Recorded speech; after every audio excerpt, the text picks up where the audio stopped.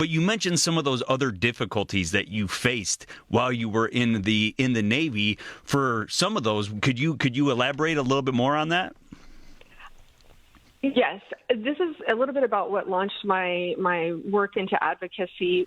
When I came in the Navy, and this was back in 2000, so this was before there was any kind of like sexual assault prevention courses and any of that stuff. I had only been in for a few months, and I joined the Navy looking for a family, and so I was able to kind of like let my guard down and really trust everybody around me.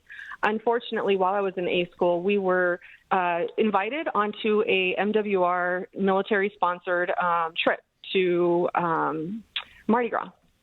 And so I paid for the trip. We went on a bus. We get out to Mardi Gras, and they ended up combining all of us into more of us into a room than we were supposed to. It was supposed to be like 2 to a hotel room. They ended up putting like 5 of us to a hotel room.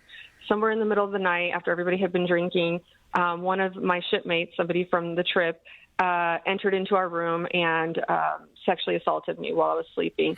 I woke up in the middle of the night. I made a huge scene about it, asked for the chaperone to come into the room and call the police. When that happened, he basically told me, if we call the police, they're going to know that you were drinking and they're going to kick you out of the Navy and you're going to go back to the streets where you came from. So he silenced me right there in the moment. When I got back, somebody reported on my behalf. We went through the process, and they kind of used the fact that I didn't go through with that report against me, and he ended up getting away with what he did. The institutional betrayal I felt on top of the sexual assault by one of my shipmates just made it more challenging for me to serve throughout the years, because I lost that trust of those who were standing to the right and left of me, which is what we're supposed to do.